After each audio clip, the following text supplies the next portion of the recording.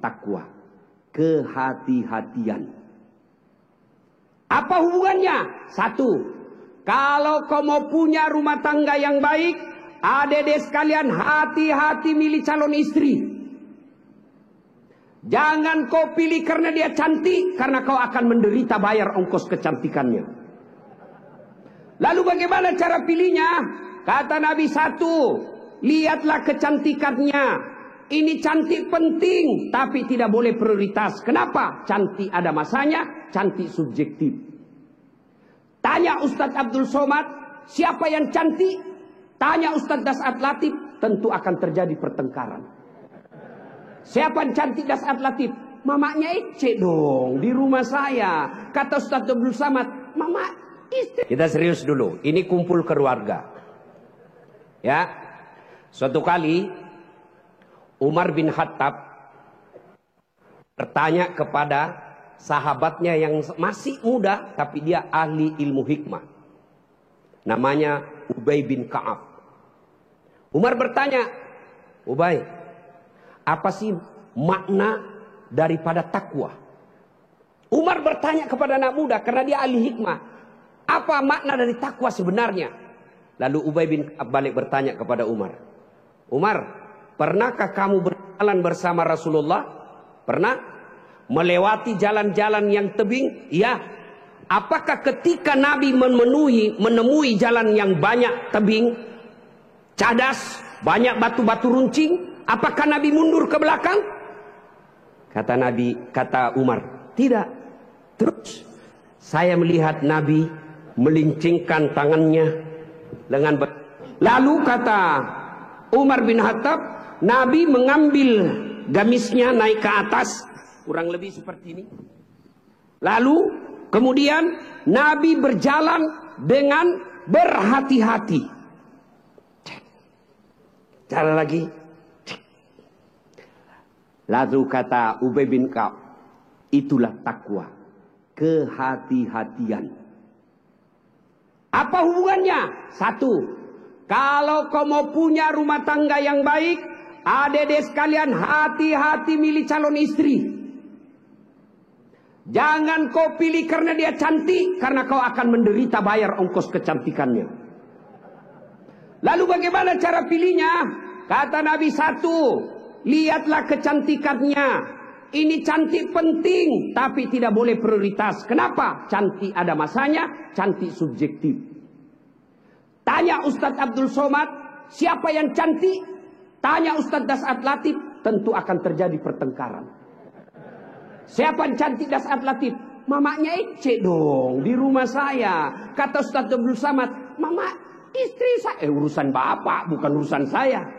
Cantik itu menurut si A, cantik menurut si B belum tentu. Cantik subjektif.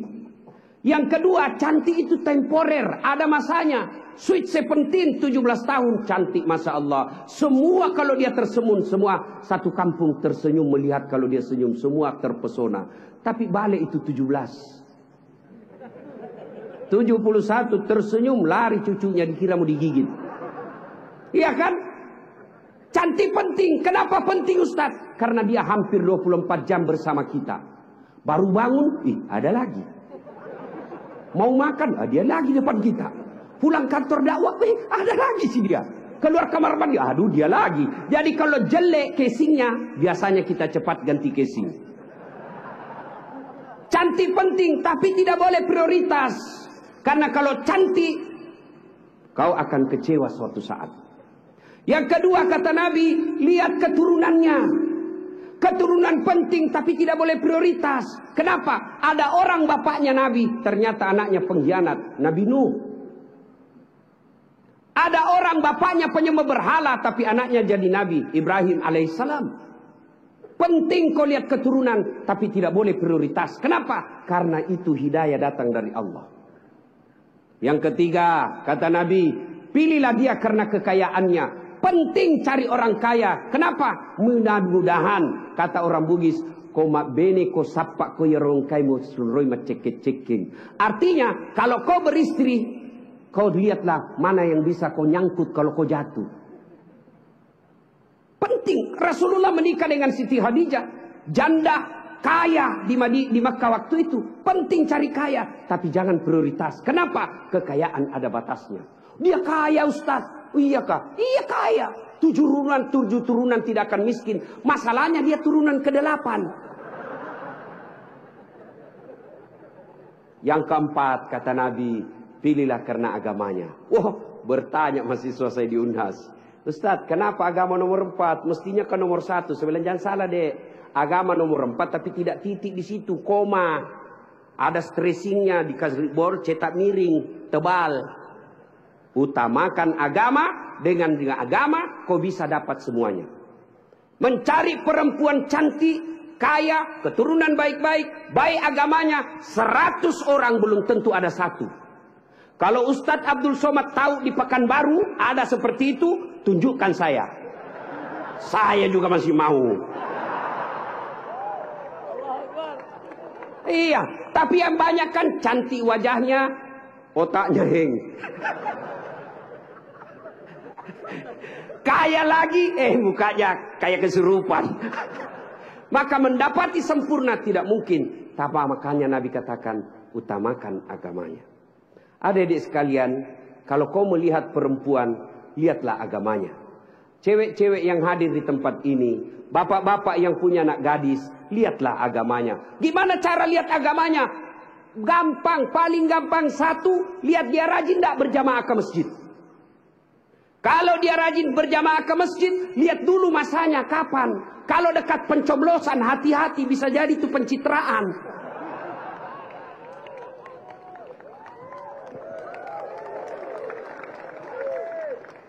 Ada juga di Pekanbaru begitu? Ada. Kau salah, kenapa kau pilih? Ya, hati-hati milih istri. Cewek, kalau kau mau lihat cowok yang baik, lihat sholatnya.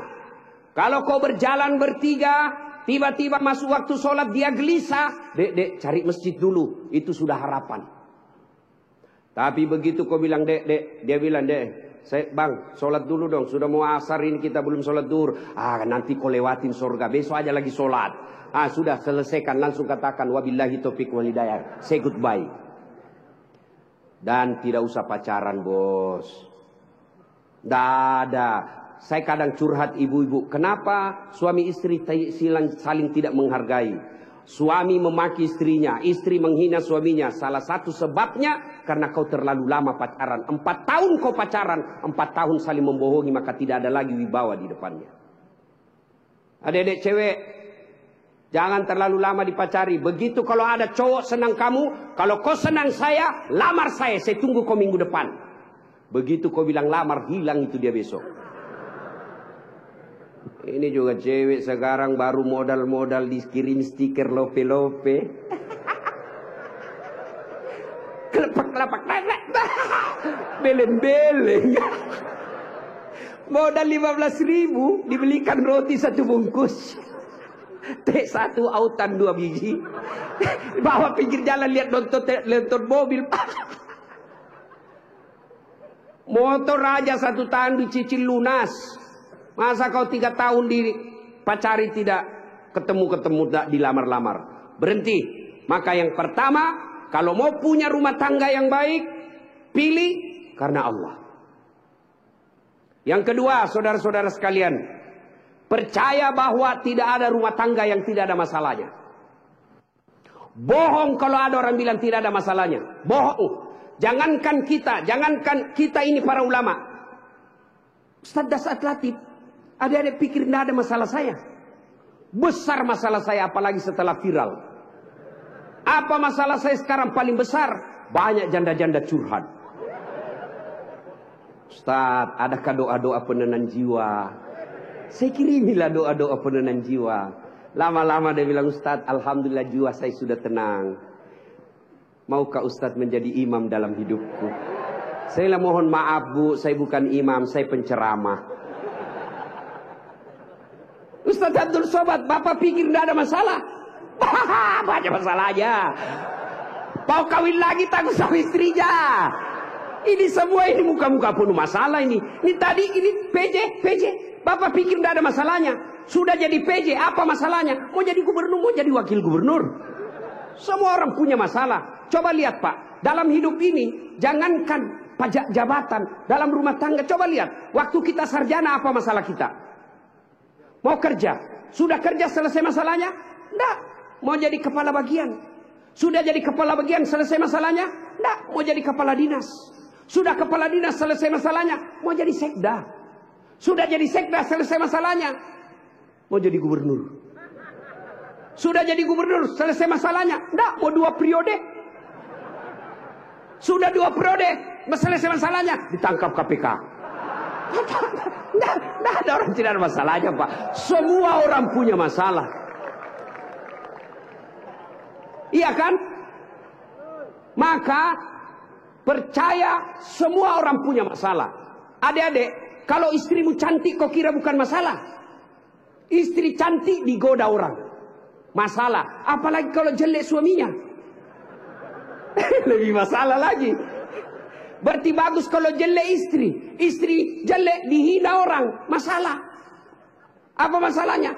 Kita lagi yang malu jalan sama dia. Jalan aja, duluan aja dek, nanti kita ketemu di gedung. Sampai di gedung, mana kau bang? Nggak jadi dek, saya mencret. Istri cantik masalah, tidak ada istri juga masalah. Jangankan kalian, kurang apa mulianya Rasulullah, kurang apa cintanya Allah kepada Rasulullah. Sampai Rasulullah dijelaskan, andai bukan karena engkau Muhammad, saya tidak ciptakan dunia dan isinya. Karena cintanya Allah kepada Nabi. Apakah tidak ada masalahnya? Allah Karim, belum lahir sudah ada masalahnya. Apa? Yatim, bapak sudah wafat. Lahir, baru beberapa hari diambil sama ibu susunya 4 tahun. Kembali ke ibunya 6 tahun sudah wafat. 2 tahun saja bersama ibunya. Ambil sama kakeknya, wafat lagi kakeknya. Ambil pamannya, wafat lagi pamannya. Besar jadi nabi 40 tahun. Setelah jadi nabi, selesai masalahnya, diusir dari kampungnya. Siapa yang usir? Pamannya sendiri. Itu nabi, apalagi kalian yang tukang tipu. Mana ada tidak ada masalahnya? Samping kanan saya ini banyak masalahnya juga Pak. Samping kiri saya Abdul bersaudara banyak juga masalahnya Pak. Maka Allah katakan, Das'at, seolah-olah Allah yang berkata, Das'at, Abdul, kalau ada masalahmu mau jadi gubernur, bukan menjilat, bukan nyogok. Tapi apa masalahnya? Kalau ada masalahmu Allah sampaikan, Ista'inu bisabri wassalah. Sabar, perbaiki solatmu, saya yang selesaikan masalahmu. Jadi ibu-ibu kalau ada masalah dalam rumah tangga, sabar. Yang kedua, perbaiki solat. Jangan kau curhat di medsos. Tak kusangka kau begitu. Teganian kau. Emangnya kalau kau curhat di medsos, ada yang netizen yang bangun salat tahajud 8 rakaat untuk doakan kamu? Paling didoakan kamu di status. Semoga bahagia ya. Memangnya itu status Tuhan mau baca? Maka begitu ada masalahmu, sabar. Sudah sosialisasi, sudah kampanye, sudah jual tanah, tidak terpilih. Sabar. Iya toh? Saya dulu Pak PJ 2014 ikut juga Pilwali di Makassar. Iya. Kalah? Tidak. Cuma yang menang lebih banyak suaranya. Saya tidak mau dibilang kalah. Nggak mau. Dia lebih banyak suaranya. Andai saja saya jadi wali kota waktu itu, saya tidak tampil di depan Masjid An-Nur ini. Allah kasih yang terbaik. Sabar. Yang kedua, perbaiki sholat.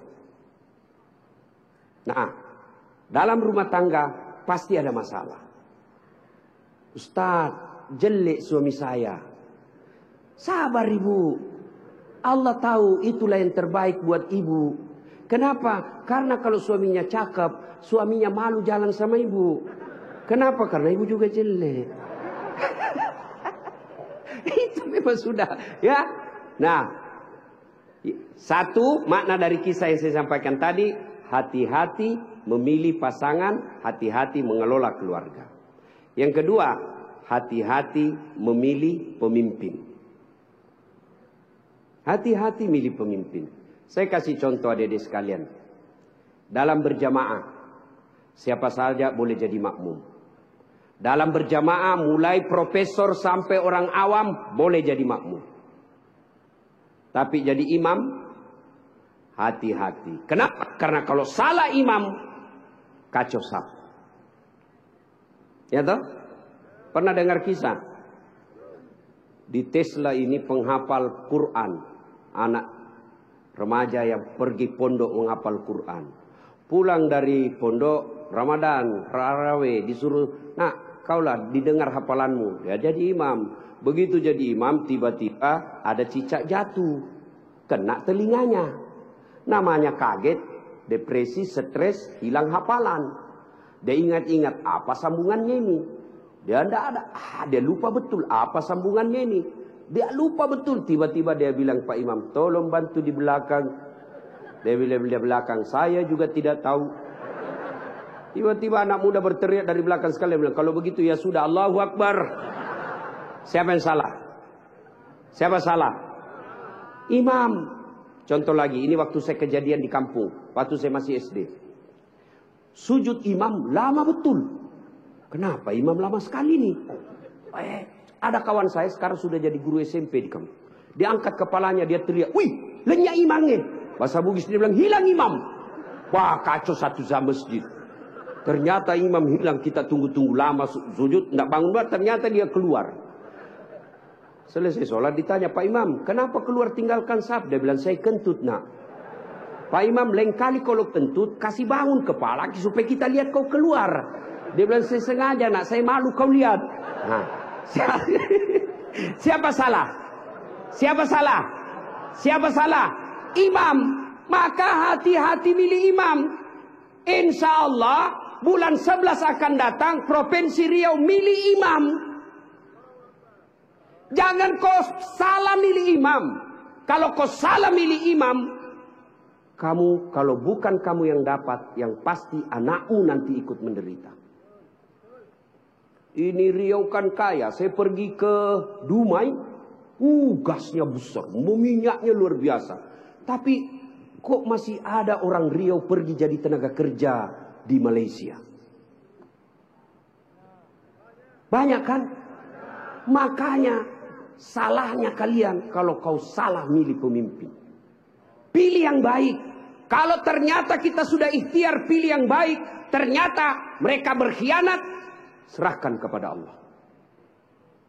Maka saudaraku, jangan kau pilih karena dia sekampung. Jangan kau pilih karena satu partai. Jangan kau pilih karena satu suku. Jangan kau pilih karena kau tim suksesnya. Tapi pilihlah yang betul-betul kau yakini bisa menyelamatkan Provinsi Riau.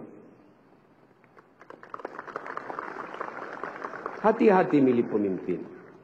Yang ketiga, hati-hati milih teman. Hati-hati milih teman. Teman itu menentukan siapa kita. Itulah sebabnya Nabi mengilustrasikan, kalau kau berteman dengan penjual parfum, maka kalau kau tidak dapat parfumnya, kau dapat wanginya.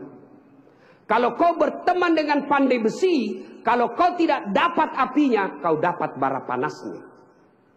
Kalau Anda bersahabat ulama, insya Allah ulama itu akan menunjukkan kepada kalian yang baik. Cuma sayang 1000 sayang, kita lebih senang bersahabat dengan pejabat daripada para ulama. Kau cium tangannya pejabat, baru 5 menit yang lalu dia korupsi. Mana buktinya? Kalau pejabat mau datang sama kamu, rumahmu kau perbaiki. Kalau perlu horden ganti, makan menu khusus. Begitu kau jemput penghafal Quran, kau jemput. Kau kirimi ojek, Grab, rusak lagi stang kakinya satu. Setengah matilah kita di belakang tak gantung kaki. Hujan lagi satu mantel berdua. Sudah sampai sedikit lagi Ustaz, sedikit lagi. Liga 2 kali tikungan, basah semua kita punya baju.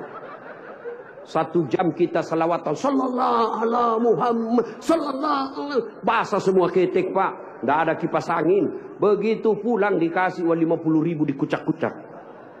Jangan ketawa, saya serius ini. Tapi saya bersyukur Provinsi Riau ulang tahun dengan membuat tabligh akbar seperti ini. Banyak provinsi ulang tahun pesta ngundang artis. Apa kau dapat kalau undang artis? Alamat palsu. Kelihatan dadanya, kelihatan pahanya. Bajunya kelihatan dada, pendek pula. Nggak juga kau dikasih pegang. Kau dikasih lihat-lihat saya. Jangan ketawa, saya serius ini. Maka kita bersyukur dibawa kepemimpinan Pak PJ Gubernur sekarang ini. Ulang tahun Riau bikin tabligh akbar. Sudah selalu tabligh akbar Ustadz. Tapi kali ini spesial. Kenapa? Mendatangkan ulama dari beberapa wilayah Indonesia. Saya baru paham tadi mazhab tentang Riau. Memang kalau geografi beliau dan sejarah lulus aja Pak. Ustadz Abdul Somad. Kalau saya sejarah lulus A-. Alhamdulillah. Ma ibu bapak saudara-saudara sekalian. Hati-hati milih teman. Pak PJ hati-hati milih kepala dinas. Hati-hati kalau bapak jadi pejabat besok-besok. Hati-hati milih teman Pak. Teman pejabat itu belum tentu tulus. Yang banyak para penjilat. Bapak mau buktikan, rasakan saja 3 hari yang akan datang Pak. Beda sudah temannya bapak Pak. Iya, waktu kita mau rasakan Pak. Bedakan rasa waktu bapak masuk rumah dinas dengan meninggalkan rumah dinas. Waktu kita punya jabatan, siapa. Ya, Pak. Begitu hilang lewat kita dia pura-pura tidak lihat. Maka keliru para pemimpin. Kalau Allah berikan kepemimpinan, lalu dia tidak gunakan untuk membela agama Allah. Saya biasa kasihan lihat pejabat. Kan tidak semua orang dikasih nikmat jadi pejabat. Kalau ulama masuk surga, masih ngantri Pak. Masuk tapi masih ngantri, lama dia nunggu. Ulama Provinsi Riau masuk surga, masih ngantri. Ulama NU, Muhammadiyah, MUI, masih ngantri Pak. Ya toh? Tapi begitu katakan Gubernur Provinsi Riau masuk surga, tidak perlu ngantri, sendiri beliau masuk Pak. Cuma kadang banyak pejabat bedanya dengan Nabi Yusuf. Nabi Yusuf di penjara dulu baru jadi pejabat.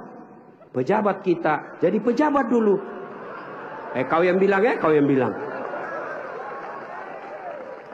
Apakah sepenuhnya salah pejabat? Bukan, salah sampean sedulur-sedulur. Kenapa sampean pilih kalau tahu dia pembohong? Sen kanan belok kiri. Maka kalau kalian benci pejabat-pejabat perlakuan seperti itu, tidak usah menjelek-jelekkan di medsos. Tidak usah memaki-maki di medsos. Kalian bisa kena pasal pencemaran nama baik. Gimana caranya? Balas di bulan 11 nanti. Jangan kau pilih mereka yang suka bohong. Selesai urusan. Pesan khusus. Boleh berbeda pilihan. Tapi jangan kau berpecah belah.